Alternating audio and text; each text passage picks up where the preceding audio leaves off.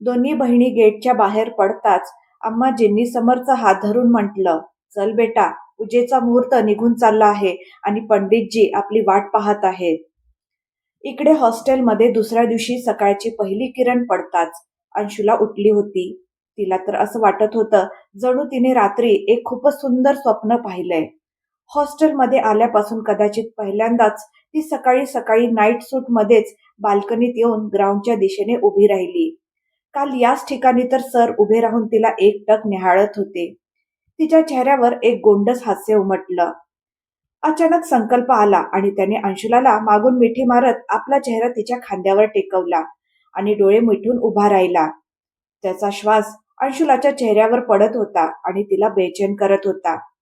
अंशुला मागे वळू लागली तेव्हा संकल्प म्हणाला, अशीच राहा प्रिन्सेस माझ्याजवळ. या क्षणाला मला तुला माझ्यामध्ये अनुभवू दे. कोणी पाहिलं तर सर, अंशुला घाबरत म्हणाली. संकल्प म्हणाला, पाहू दे. अंशुला म्हणाली, सुगंधा उठेल. संकल्पने तिच्या खांद्यावर रुळणारी केसांची बट आपल्या बोटाभोवती गुंडाळत म्हटलं, हू केअर्स. अंशुला डोळे मिटून रॅलिंगला टेकून उभी होती. तेवढ्यात सुगंधाने तिच्या कमरेत हात घालून तिला मागे ओढलं आणि रागाने म्हणाली, काय करतेस पारो? डोळे बंद करून रॅलिंगला चिटकून का उभी आहेस? तू जरा जरी हल्ली असतीस ना तर खाली. असं म्हणत तिने खाली डोकावून पाहिलं आणि पुन्हा रागाने अंशुलाकडे पाहिलं. अंशुला गोंधळून आधी बाल्कनीत इकडे तिकडे पाहू लागली. मग तिची नजर ग्राउंडमध्ये दूरवर संकल्पला शोधू लागली. ती विचार करू लागली, आत्ताच तर सर इथे माझ्याजवळ होते, मग अचानक कुठे गेले? सुगंधाने विचारलं, कुणाला शोधतेस? ती घाबरलेल्या नजरेने इकडे तिकडे पाहत म्हणाली, आता इथे कोण होतं का सुगू? सुगंधा म्हणाली, सध्या तरी मीच आहे. तसं तुझ्या उडालेल्या चेहऱ्याचा रंग पाहून असं वाटते तू काही भूतभीत तर पाहिला नाहीस ना? अंशुलाने सुगंधाकडे एक खोल नजर टाकली. आता तिला आपली पूर्ण अवस्था समजली होती. मग तिने घाईघाईने रूम मध्ये जात म्हटलं, मी आंघोळ करायला जाते, नाहीतर कॉलेजला उशीर होईल. सुगंधा मागून ओरडली, ओय टॉवेल तरी घेऊन जा. पण तोपर्यंत अंशुला बाथरूम मध्ये शिरली होती. तिने नळ जोरात सुरू केला आणि डोळे बंद करून शॉवर खाली उभी राहिली. तिच्या मिटलेल्या पापण्यांमध्ये अजूनही रात्री ग्राउंड मध्ये उभ्या असलेल्या संकल्पच्या डोळ्यात तिच्यापासून दूर राहण्याची असह्यता स्पष्ट दिसत होती. कितीतरी वेळ ती तशीच उभी राहिली. थोड्या वेळाने सुगंधाने दार ठोठावत म्हटलं, बाथरूम मध्ये झोपलीस काय पारो? यासाठीच म्हणते एवढ्या सकाळी उठू नकोस. आता झोप पूर्ण नाही झाली तर अशीच बाथरूम मध्ये झोपशील आणि एखाद्या दिवशी सरदाना सरांच्या क्लासमध्ये झोपलीस ना तर जसं मुलांना शिक्षा मिळते तशी तुलाही मिळेल. अंशुलाने स्वतःला सावरत म्हटलं, सुग्गू माझा टॉवेल आणि कपडे दे ना लवकर, मी विसरून आले. सुगंधा काळजीने म्हणाली, भान कुठे आहे तुझं? अंशुला मनात विचार करत होती, खरंच मी भानावर नाहीये. थोड्याच वेळात तयार होऊन दोन्ही मैत्रिणी मेसमध्ये बसून नाश्ता करत होत्या. सुगंधाने आपला नाश्ता केव्हा संपवला होता, पण अंशुला आपल्या प्लेटमध्ये ठेवलेल्या टोस्टचे तुकडे करत बसली होती आणि एखादा तुकडा तोंडात टाकत होती. सुगंधाने वैतागून म्हटलं, हे काय करतेस पारो? मी पाहते सकाळी उठल्यापासून तू वारंवार कुठेतरी हरवून जातेस. बघ जरा आपल्या प्लेटमधल्या ब्रेडची काय अवस्था करून ठेवली आहेस. अंशुलाने आपल्या ब्रेडचे असंख्य तुकडे केले होते. भूक नाही असं म्हणत ती आपली प्लेट तिथे सोडून उठली. मनातल्या मनात पुटपुटत ती म्हणत होती, हे देवा, आता मी काय करू?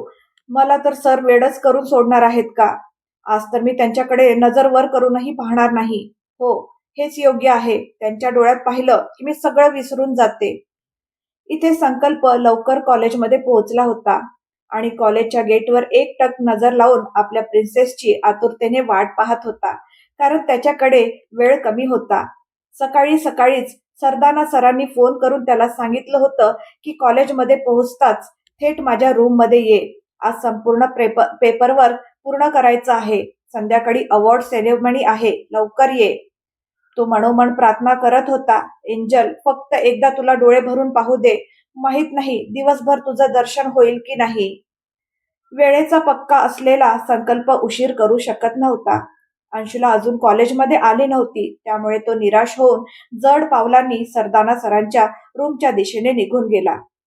काही वेळाने अंशुला सुगंधासोबत कॉलेजमध्ये आली, पण तोपर्यंत तिची वाट पाहणारा संकल्प निघून गेला होता. दुपार झाली, पण एकदाही अंशुलाला संकल्प दिसला नाही. त्याच्याकडे नजर न उचलण्याची जिद्द धरलेल्या अंशुलाला जेव्हा दुपारपर्यंत संकल्पची सावली सुद्धा दिसली नाही, तेव्हा ती बैचेन झाली. इकडे संकल्पही बैचेनीने सतत कासावीस होत होता.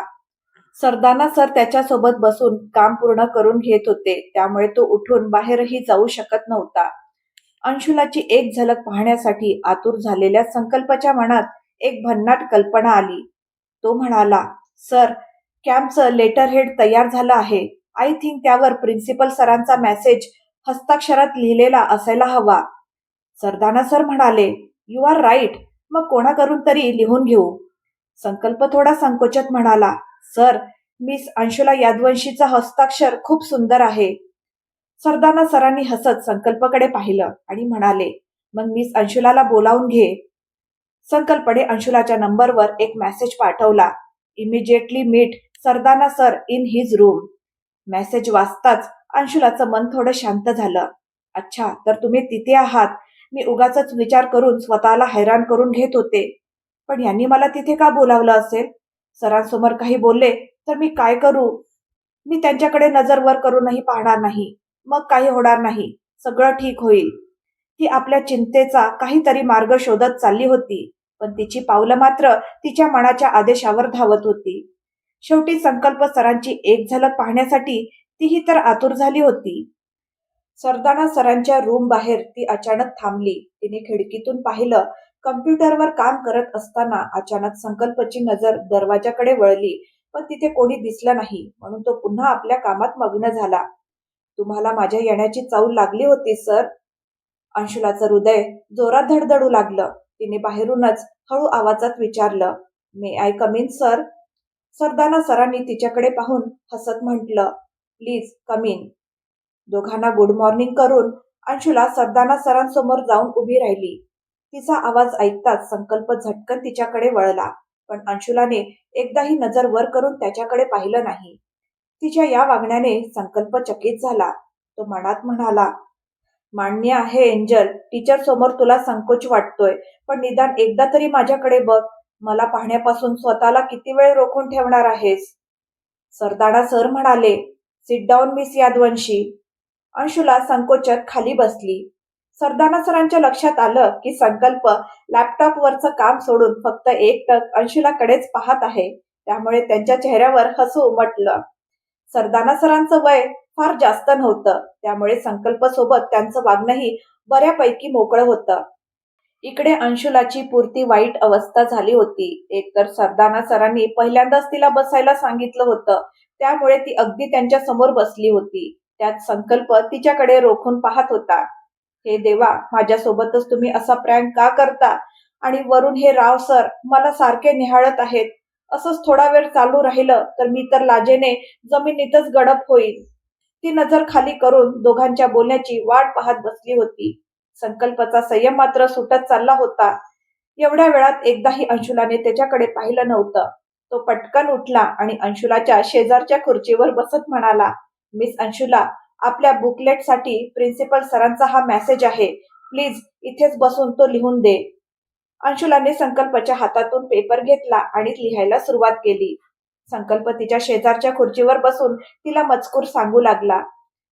सरदाना सर समोर लॅपटॉपवर काम करत होते, पण त्यांची हसरी नजर वारंवार त्या दोघांकडे वळत होती. संकल्पच्या लक्षात आलं, अंशुला आपल्या एंगेजमेंट रिंग असलेल्या बोटाला वारंवार ओढणीमध्ये गुंडाळत आहे. तिच्या कपाळावर घामाचे थेंब उमटले होते. संकल्पने टेबलाखालीच तिचा हात आपल्या हातात घट्ट पकडला. घाबरल्यामुळे अंशुलाचा हात थरथरू लागला. सरदाना सर मागे वळून काहीतरी करू लागले. संकल्पने हळू आवाजात विचारलं, इकडे बघ माझ्याकडे, काय झालं? अंशुलाने नकारार्थी मान हलवत म्हटलं, प्लीज सर, तुम्ही जा इथून. संकल्पचा पारा चढला. तो रागाने उठला आणि आपला लॅपटॉप घेऊन आतल्या रूम मध्ये निघून गेला. अंशुलाने लेटर पूर्ण करून सरदाना सरांना देण्यासाठी हात पुढे केला, पण सरदाना सर म्हणाले, आज संकल्पला देऊन ये. ती घाबरतच रूमच्या दाराजवळ उभी राहिली आणि म्हणाली, सर, हे पूर्ण झालं आहे, तुम्ही घेऊन घ्या. संकल्प तिच्या जवळ आला आणि तिचा हात पकडणार इतक्यात अंशुलाने त्याच्या हातात लेटर देऊन स्वतःचा हात मागे घेतला आणि म्हणाली, मी निघते सर. असं म्हणत ती तिथून निघूनही गेली. अच्छा, तर तू माझ्याकडे न पाहण्याची शपथ घेतली आहेस. ओके मिस यादवंशी, मी सुद्धा बघतो तू माझ्यापासून किती दिवस दूर पळतेस ते. तो बेफिकीरपणे कम्प्युटर टेबलच्या मागून आपल्या लॅपटॉपचा चार्जर काढू लागला. तेवढ्यात लोखंडाची एक छोटीशी पट्टी त्याच्या हातात रुतली. आऊच! तो आपला हात पकडून खाली बसला. हातातून रक्त येताना दिसताच त्याने आपला रुमाल घट्ट बांधून घेतला. रक्त वाहणं थांबलं होतं, पण वेदना मात्र होत होती. त्याने डोळे मिटले आणि काही वेळ तसाच बसून राहिला. सरदाना सरांनी त्याला बाहेर बोलावलं. तो आपला हात लपवत होता, पण किती वेळ लपवणार? सरदाना सरांच्या त्या लक्षात आलं आणि ते म्हणाले, ओ माय गॉड, हे तुला कसं लागलं? संकल्प म्हणाला, जास्त नाही सर, अगदी किरकोळ दुखापत आहे. सरदाना सर म्हणाले, चल मी तुला फर्स्ट एड करून देतो. संकल्प म्हणाला, मी स्वतःच करून घेईन सर, प्लीज डोंट वरी. तो फर्स्ट एड रूम पर्यंत गेला खरा, पण त्याने कोणतंही औषध लावून घेतलं नाही. उलट आपला रुमाल धुवून तोच हाताच्या तळव्यावर बांधला आणि परत येऊन आपलं काम करू लागला. थोड्या वेळाने अंशुला सुगंधासोबत कॅन्टीनमध्ये बसून चहा पीत होती. तेवढ्यात संकल्प कॅन्टीनमध्ये आला. दोघींनी दचकून त्याच्याकडे पाहिलं. संकल्प म्हणाला, मिस वर्मा, मिस यादवंशी, तुम्हाला संपूर्ण कॉलेजमध्ये शोधलं जात आहे आणि तुम्ही इथे बसून चहा एन्जॉय करत आहात. तुम्हाला माहित नाही का, आता अवॉर्ड प्रोग्राम सुरू होणार आहे आणि तुम्ही दोघींनी तिथे उपस्थित असायला हवं होतं. दोघींचीही तोंड आश्चर्याने उघडीच राहिली. सुगंधा मनात विचार करू लागली, हा तोच मिस्टर संकल्प राव आहे ना, ज्यांनी काल आपल्या नवीन नवीन प्रेमाच्या कबुलीसाठी संपूर्ण पार्टीमध्ये धुमाकूळ घातला होता आणि आता हा अशा आपल्या अकडू आणि एरोगंट अवतारात उभा आहे. अंशुला संकल्पकडे न पाहता आपल्या कपाकडेच नजर लावून बसली होती. संकल्पने कडक आवाजात सांगितलं, मिस यादवंशी, 2 मिनिटात तुझा हा चहा संपवून ऑडिटोरियम मध्ये पोहोच. एवढं बोलून तो बाहेर निघून गेला. सुगंधा म्हणाली, पारो, हे संकल्प सरच होते ना? अंशुला तोंड वाकडं करत म्हणाली, मला काय माहीत, जितकं तू त्यांना ओळखतेस तितकंच मीही ओळखते आणि त्यांचा प्रत्येक क्षणी बदलणारा मूड तर देवालाच माहीत. हे एका दिवसात इतके रंग दाखवतील तर माझं काय होणार? अंशुला हताशपणे सुगंधाचा हात पकडत ऑडिटोरियमच्या दिशेने धावत म्हणाली, अजून मी त्यांचं प्रेमही नीट अनुभवू शकले नाही आणि हे कोणत्या गोष्टीवरून तोंड फुगवून बसले आहेत कोण जाणे. मला तर वाटतं माझं संपूर्ण आयुष्य यांच्या एरोगेन्स आणि सडूपणाला सहन करण्यातच निघून जाणार आहे.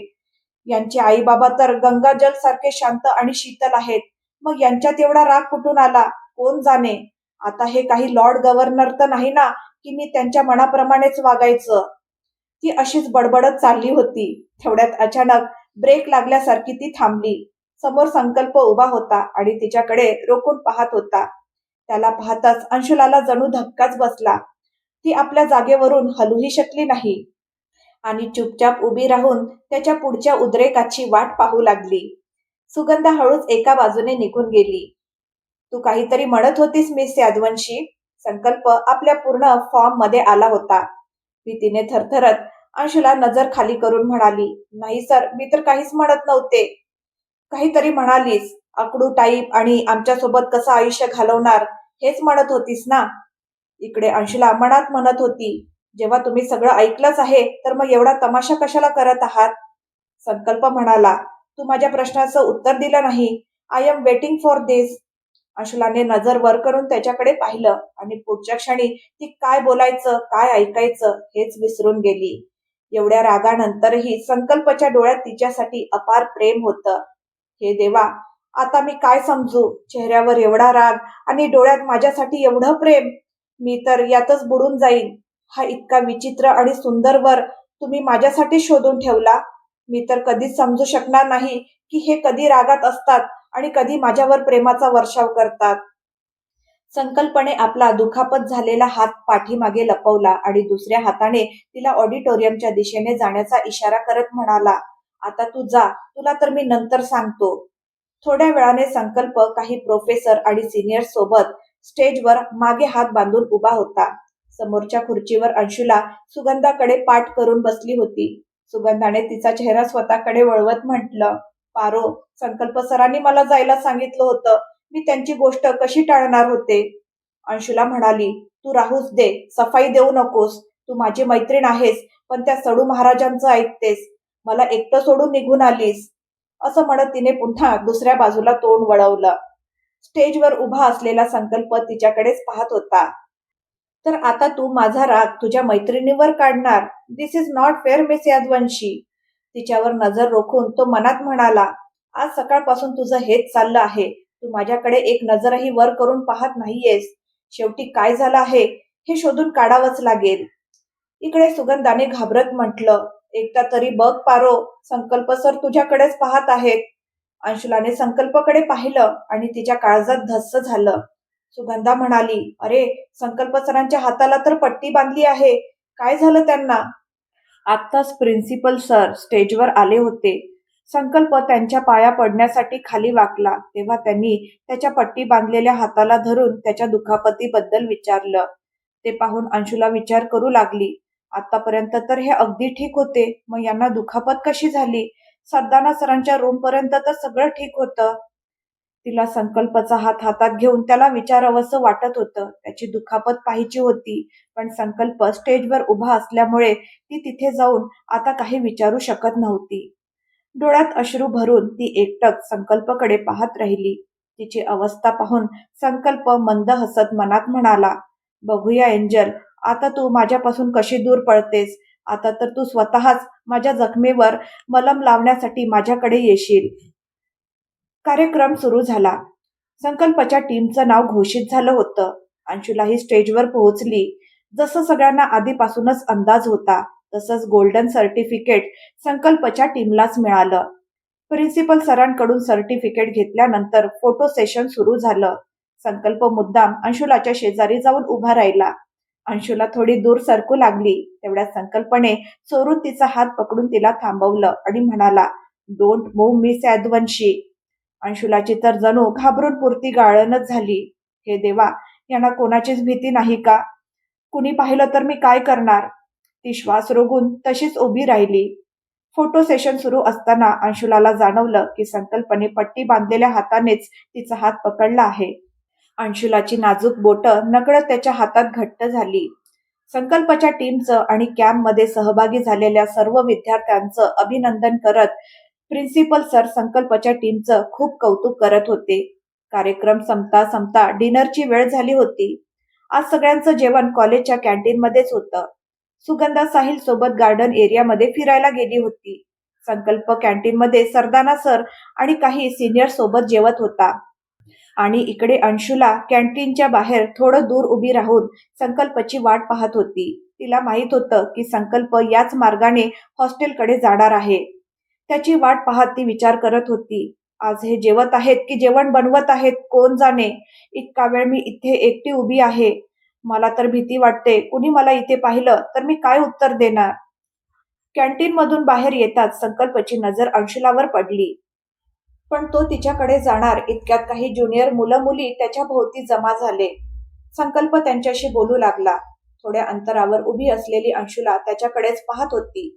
कदाचित संकल्प मुद्दाम तिला चिडवण्यासाठी त्या सगळ्यांशी हसत हसत बोलत होता. अंशुलाचा पारा चढवण्यासाठी एवढंच पुरेसं होतं. ती अचानक वेगाने संकल्पकडे गेली आणि त्याचा हात पकडत ज्युनियर मुलांना म्हणाली, सॉरी, मला सरांशी थोडं महत्वाचं बोलायचं आहे. आणि संकल्पचा हात धरून त्याला स्वतः सोबत घेऊन निघाली. सगळे ज्युनियर्स आश्चर्याने तिच्याकडे पाहत म्हणाले, ही मिस अंशुलाच आहे ना, पण आज हिला काय झालंय? मात्र अंशुलाला या क्षणी कोणाचीही पर्वा नव्हती. तिला तर फक्त संकल्पच्या जखमेवर मलमपट्टी करायची होती. संकल्पने आश्चर्याने विचारलं, तू मला कुठे घेऊन जात आहेस एंजल? अंशुलाने त्याच्याकडे रागाने पाहत म्हटलं, गपचूप चला, मी तुमचं अपहरण करून घेऊन जात नाही आहे. संकल्प हसत म्हणाला, काश तू खरंच माझं अपहरण करून घेऊन गेली असतीस जान. बाय गॉड, मी कधीच सुटकेची विनंती केली नसती. अंशुला त्याला नर्सिंग रूम मध्ये असलेल्या एका छोट्याशा खोलीत घेऊन गेली. रूम मध्ये पोहोचल्यानंतर अंशुलाने सांगितलं, आता चुपचाप इथे सरळ उभे राहा आणि मला तुमच्या दुखापतीवर औषध लावू द्या. संकल्पचा हात धरून अंशुलाने एकदा त्याच्याकडे पाहिलं आणि मग त्याच्या दुखापतीवर बांधलेला रुमाल हळूच काढू लागली. रक्तस्राव थांबला होता, पण जखम खोल होती. हे पाहताच अंशुलाच्या डोळ्यात अश्रू तरळले. संकल्पने दुसऱ्या हाताने तिचे अश्रू पुसत म्हटलं, नाही एंजल, अगदी थोडीशीच दुखापत आहे, ठीक होईल. असं कसं नाही सर, तुम्हाला एवढी दुखापत झाली आहे, किती त्रास झाला असेल. तुम्ही मला एकदाही सांगणं गरजेचं समजलं नाही आणि औषधही लावून घेतलं नाही. संकल्प म्हणाला, sorry angel, please listen to me. माझ्याकडून चूक झाली, मला असं करायला नको होतं, पण मला वाटलं माझी दुखापत पाहून तू स्वतःहून माझ्याकडे येशील, माझी काळजी घेशील आणि माझ्यासोबत थोडा जास्त वेळ घालवशील, बस इतकंच. आपलं हे निरागस कबुली जबाब देत तो अंशुलाच्या डोळ्यात पाहू लागला. अंशुला म्हणाली, आणि त्यासाठी तुम्ही काहीही कराल, स्वतःला त्रासही द्याल, याचा विचार न करता की माझ्यावर काय बितेल. तिच्या डोळ्यात पुन्हा पुन्हा अश्रू भरून येत होते. संकल्पच्या जखमेवर मलम लावताना त्याचा त्रास कमी व्हावा म्हणून ती हळूच फुंकर मारत होती आणि त्याच्या चेहऱ्यावरून त्याला किती वेदना होत आहेत हे समजून घेण्याचा प्रयत्न करत होती. पट्टी बांधून झाल्यावर तिने विचारलं, जास्त दुखत तर नाहीये ना सर? संकल्पने हसत म्हटलं, मी अगदी ठीक आहे प्रिन्सेस. अंशुला म्हणाली, मग आता मी जाऊ? संकल्पने तिचा हात पकडत म्हटलं, थांब एंजल, तू मला इथे घेऊन आलीच आहेस तर थोडा वेळ माझ्यासोबत इथे थांब. माझ्या मनाला थोडा सुकून मिळू दे.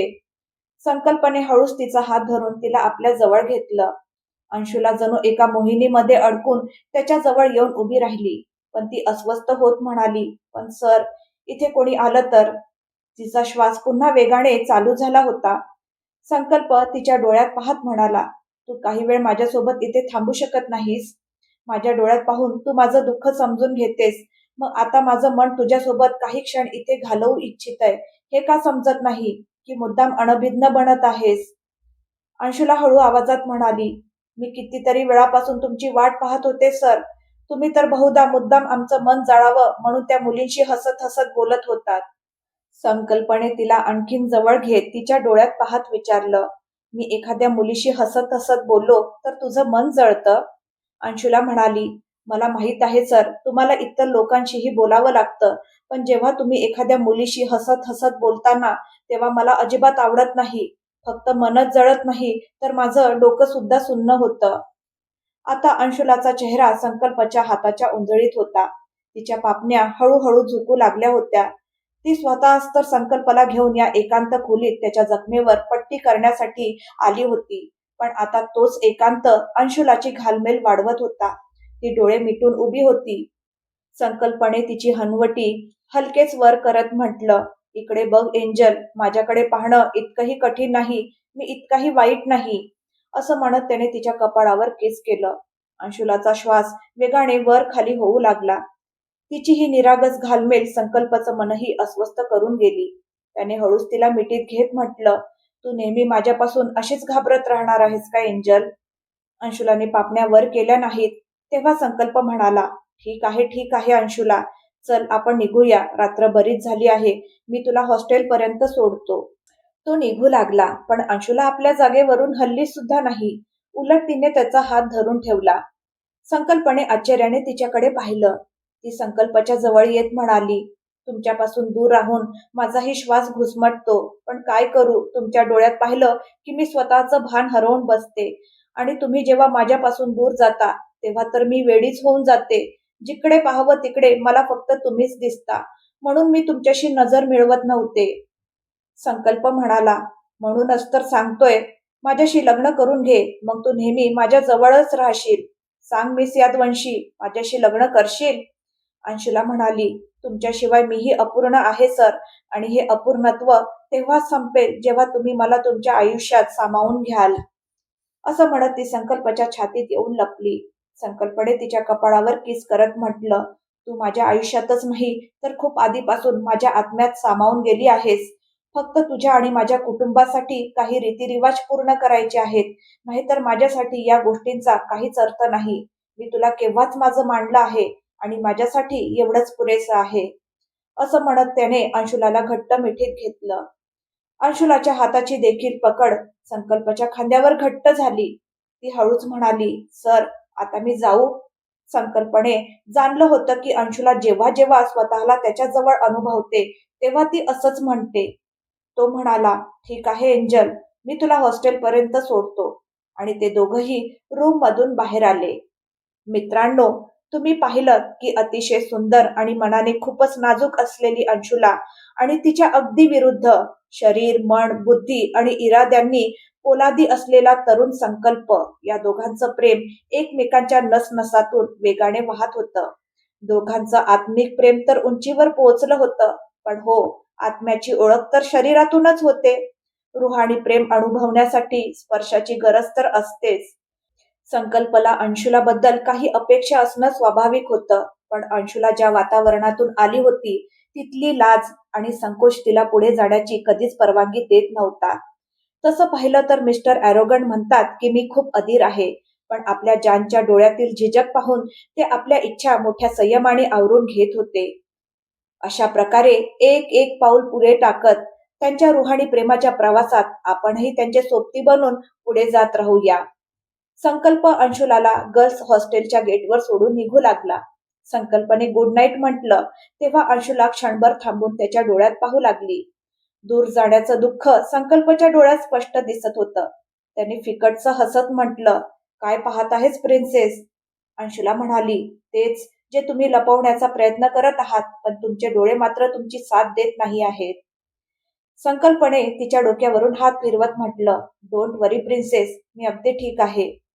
अंशुला त्याच्या डोळ्यातील उदासी पाहून त्याचा हात धरून त्याला थांबवण्याआधीच संकल्प तिथून निघून गेला. संकल्पचं हे दुःख विनाकारण नव्हतं. नक्कीच अशी काहीतरी गोष्ट होती ज्यामुळे संकल्पला अंशुलाला एका क्षणासाठी आपल्या नजरेपासून दूर करावंसं वाटत नव्हतं. आणि तसंही आता फक्त आज आणि उद्याचीच रात्र दोघे हॉस्टेलमध्ये होते. परवा सकाळी सगळे 1 महिन्यासाठी आपापल्या घरी जाणार होते. त्या विरहाचं दुःख संकल्पला आतून सतावत होतं. याच विचारात तो आपल्या हॉस्टेलच्या दिशेने निघाला. मित्रांनो, आता पाहूया संकल्प आणि अंशुलाच्या या प्रेमाच्या प्रवासात पुढे अजून काय काय होतंय ते. समर आणि संकल्प गायब झालेल्या विद्युतला शोधून काढू शकतील का? जाणून घेण्यासाठी पुढचा भाग नक्की पहा. आजचा भाग तुम्हाला कसा वाटला मला कमेंट करून नक्की सांगा. आवडला असेल तर लाईक करा, शेअर करा आणि माझ्या चॅनलला सबस्क्राईब करायला मात्र विसरू नका. धन्यवाद.